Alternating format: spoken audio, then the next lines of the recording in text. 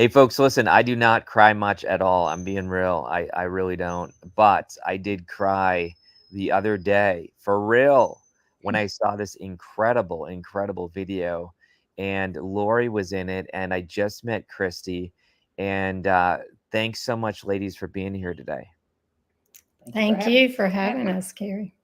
Well, listen, Lori, I know we chatted because when I reached out on your website and I said your story's so impactful. Can I interview you? And you were like, I'm a little nervous, but first of all, oh my gosh, tell us that story of when the influencer saw you, when she came to the farm. How many people have seen this now?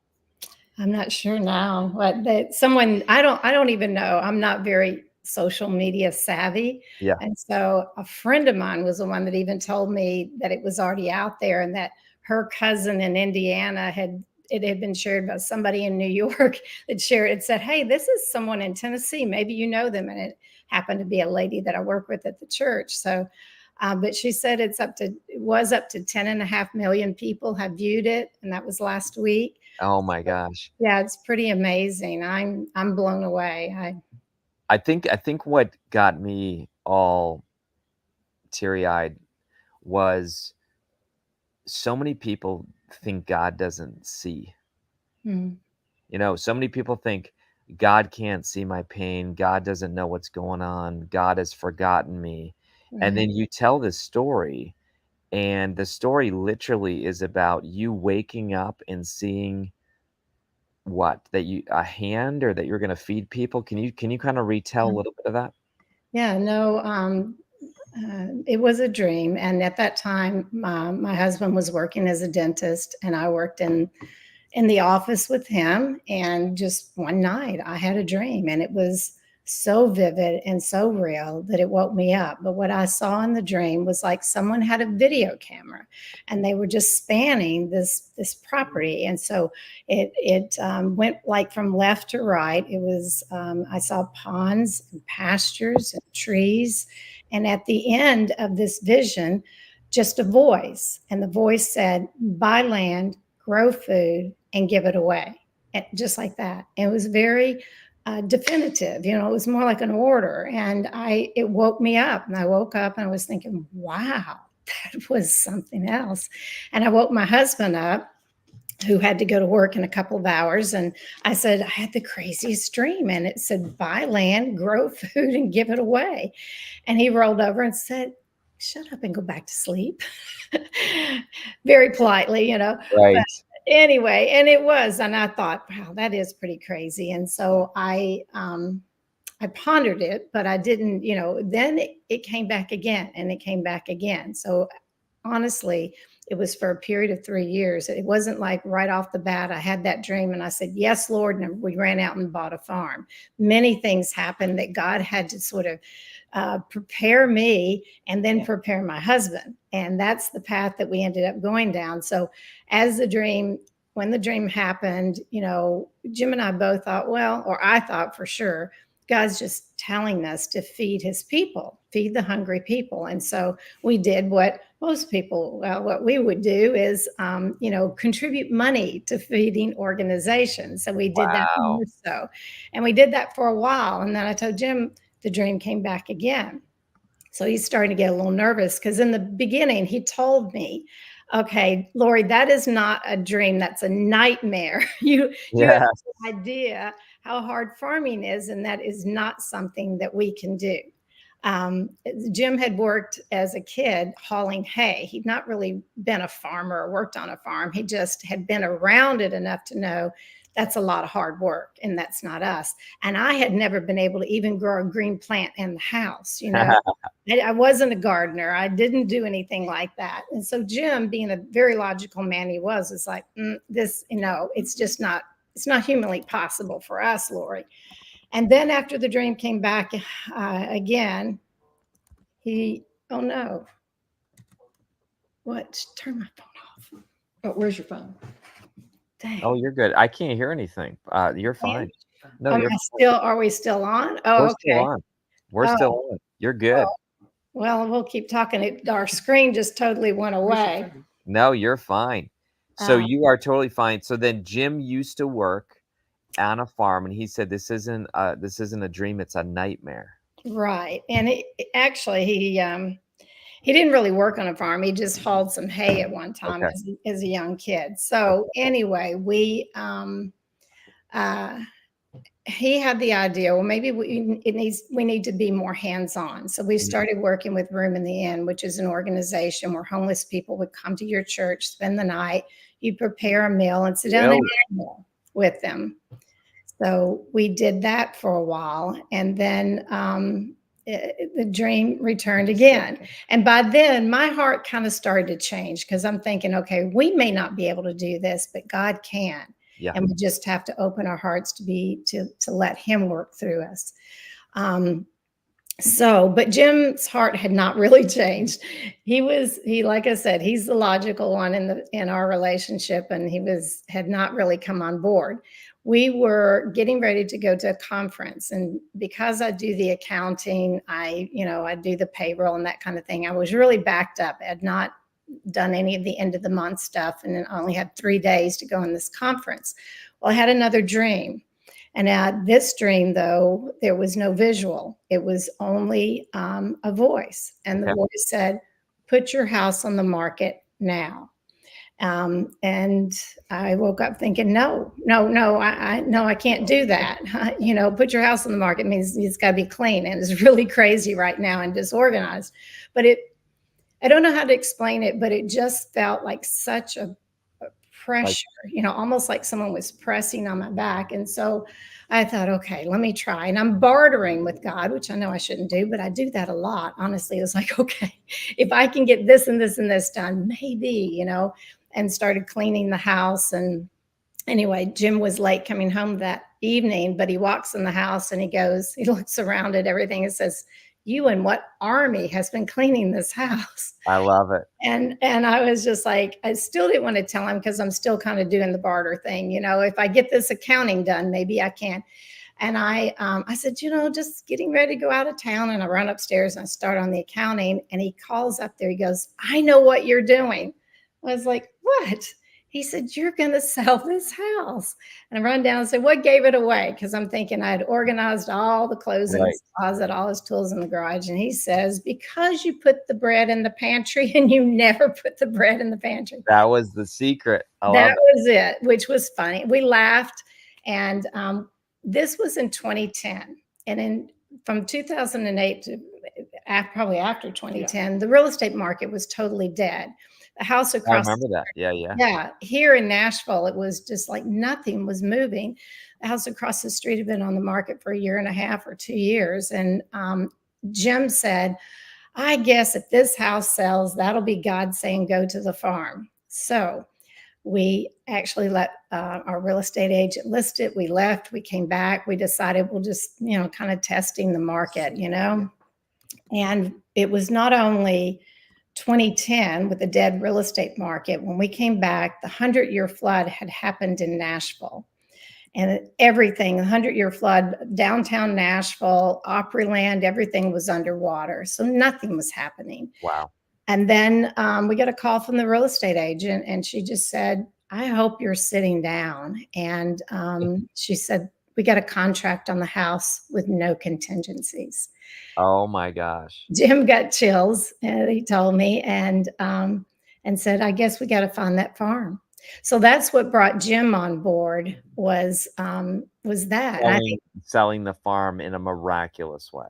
yeah, selling it. Yeah, our home sold like that, And anyway, Jim was on board, and we started looking intentionally for a farm. And this one weekend in particular, but prior to that, Jim said, okay, if we're going to do this, then it cannot be, he had his list of criteria of what this farm was going to be. Right. And he said it would have to be not more than 15 acres, not more than 30 minutes from his office, not more than X amount of money. And I'm like, fine. I'm thinking he's on board. This is good.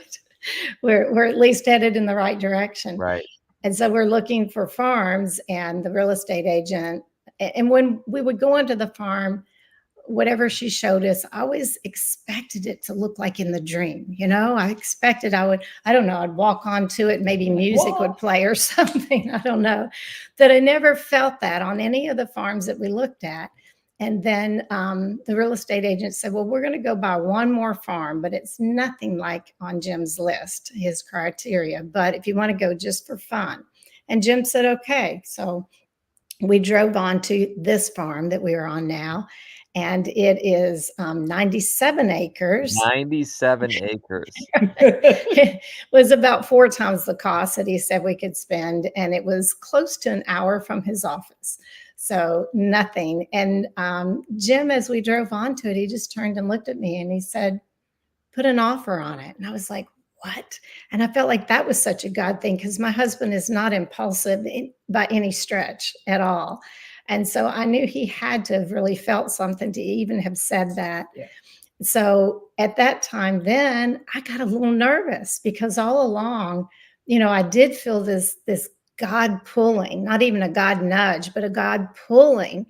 But yet I felt like my husband was holding me back, so it's not going to happen. So I don't have to worry really about how am I going to be a farmer, because it wasn't really going to happen. And then that day it just hit me, wow, this may really happen. So and I had been journaling, and I journaled that day, Lord, if this is what you want, if this is truly, truly what you want, and this is the place, the farm that you want it to be at, give me a number in my head as to what this farm would sell for. And I did get a number in my head, like almost instantaneously, and I wrote it in my journal. And then later, and I didn't really even say that to Jim, because Jim still thinks I'm a little crazy, so but Jim went back and talked with the real estate agent and said, this is way over our budget and size and everything else, but talk to them and see what they're willing to sell it for. And the real estate agent came back and said, they love what you're going to do with the farm, but they have a really hard bottom line. And they gave an amount of money, and it was exactly the amount that I had put in the journal. What? See, that right there is when I started crying when I'm watching this, because that is crazy. Like, we think God doesn't know what's happening in our lives. I mean, I think if I ask the bulk of our watchers right now, our listeners, they'd be like, yeah, this one slipped by God, or, God's forgotten me. And yet you're down to the exact number. Yeah. No, everything about this farm has been his providence all along the way. To me, it's still amazing. Although honestly, the day that I met Kary and she asked to tell the story of the farm, I had told this story many times before. That whole day was the Holy Spirit too, because meeting her, and then she is a storyteller. So the way she that's her right here. Yes. Yeah. Oh no, Kara. I'm sorry, Kara Lewis, who did the video that went viral. That was totally providential, and I just part of his plan, because, as I said, I'd told the story many times before, but she did put it together in a really beautiful way. She did. People, that I realize that a lot of what this is about is telling his story. It's God's story. By the way, people have to watch this video. Like, I'm just telling you, folks, I know it's probably, you don't like seeing yourself on camera. Nobody does, but this story is amazing. And yeah, it has gone out, and I would not have met you had it not been for this story. Mm-hmm. And I feel like there's probably many things, but let's look, I'm going to talk to your friend here, and let's just talk to her for a second. So, Christy, why are you here? I'm sure it's to encourage her, because Lori doesn't love to be on camera probably, but right? Well, let me say one thing. The rest of the story happened after 2020. So along the line, we are kind of growing and trying to get the hang of farming. And we really didn't have volunteers. I don't know. I just felt like God had given me this mission and it, Yeah. gave me a job and I'm supposed to do the job, and there were other people that came to the farm. We that helped along the way. Another young farmer that was here for a little while, he grew on an acre and he helped. Stacy Genie was a really sweet young man and grew his business and then went on to start his own farm. But anyway, along the way, we just did farming, the best that we could.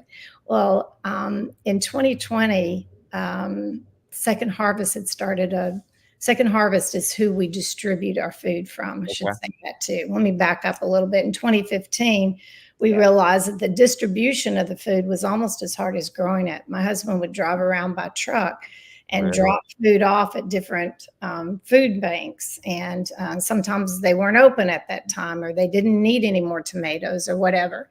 And then we connected with Second Harvest of Middle Tennessee, which is a huge organization. They're part of Feeding America. Okay. And they began distributing our food, which was wonderful. Then the food got picked up immediately and went out to the various different food banks. So, and they started a program where they would actually bring a few volunteers to the farm twice a week for a couple of hours. And one of those volunteers was Christy Palmer. Wow. And Christy just never left. She just kept coming back and coming back. And I'll let her tell the rest of the story. But this is really where the farm came into its fruition of what it was really meant to be. I love it. Yeah, so I had actually been farming at another one of the Second Harvest farms, which was much closer to my house. Okay. And a friend said, hey, I'm going out to this other farm, By Faith Farm. Why don't you come with me? And she said, if all the volunteer slots are taken, just come with me. I know the owner, so don't worry about it. And I was like, okay. And I did. And I it was literally driving onto the farm and starting to work. Because remember back then, it was COVID. Yes. Had just kind of started. But this was a farm and a place where people could come. They were authorized to come here, and work as far as, we had masks and we had, or she had masks, she had, sanitizer, all that stuff. And we could spread out. Mm-hmm. And the different types of people, the amount of people that would come in, whether it was 6, 8, 10, 12, 15, they would just come to work and have a good time. And then Lori would, just be talking to individuals. And I obviously can talk to a brick wall. We just kept talking and talking even after the volunteer groups. And I just would come back even on the off days. Mm-hmm. And the more and more I learned about the story and the farm I was like, you need help. Yeah. You need help in a big way. But I said, how we can reach more people for both volunteers and donation dollars. At that point, up to that point, they were paying for it out of their own back pockets. Gee. And I'm one of these ones. It's like, no. We've got to get this sustainable, and we can get this sustainable. Let's just start a 501c3. So it took maybe a couple more months. Yeah. And then we just literally looked up. It was Lori, myself, and another gal, Sarah, that was around. And we said, finally, Lori was like, okay, we'll do it. We literally sat down in that barn. And in that one basic meeting, Googled, looked up everything, what it was going to take. How do you do a 501c3? Yeah. We're not lawyers. We're not bankers. We're not, we're just 3 ladies that want to get this done. And so we did. And it was a little bit easier than we thought. But one of the things that came up on filling out your article of incorporations and this, that, and the other, you had to have a board. Yes. And there's the 3 of us. Yeah. And they You're looked the board. a board. We're like, okay, we got to put this down. Who's our board? And Lori looked at me and I said, you're president. you're president. I love it. that was That's so good. the title came about, which titles mean nothing to me, but we did have to have a few titles for that. And I just, And the reason too, that the farm was not exactly sustainable at that time or or we were working towards it maybe. Yeah. In 2016, my husband had an accident on the farm, and he flipped an ATV over a ravine. And there we go again. I hope you can still I see can see this. you. I don't know why, but my computer is I can see you. really acting up. I can see you. But anyway, he's had 13 surgeries since then. He had to quit dentistry in 2016. And then about 2017, after being, he kept thinking, I'm going back to work, but he couldn't. And he said, well, we have to sell the farm, Lori. And I was like, wow, I don't know how to do that. And so we lived above the barn at that time. And that's where we are right now. We're in the barn apartment. And which, by the way, looks beautiful. And I'm going to rent that someday. Oh, I would love for you to come and visit and stay here someday. Yeah. I love this apartment. Honestly, this was kind of downsizing for us, but I absolutely loved living up here. You have beautiful views of all the farm from every window. It's really nice. And anyway, this is where we were living. But when Jim had his accident, he couldn't get up the steps anymore. So we had to move to one level living, and we started renting out the barn as a farm stay through Airbnb. So that really helped us. It made a significant help in some of our farm expenses. So we were able to keep the farm, but the farm was still not really sustainable. Right. And that's when Christy came on board and said, you know what? We're going to get it sustainable. Because also for everyone to realize, the way we farm here, there are no pesticides, there are no chemicals. There's the majority of our gardens are no-till. This is a conservation farm. This is blah, blah, blah. Oh my gosh. We do it the hard way, or the old-fashioned way, because part of the mission for Lori and all of us is we want this food to be something that we would eat. Right. So no chemicals, no pesticides. Wow. Grown by organic standards, and so that's what we do. Anyway. But let's talk about that really quick here. I know we got 4 minutes left.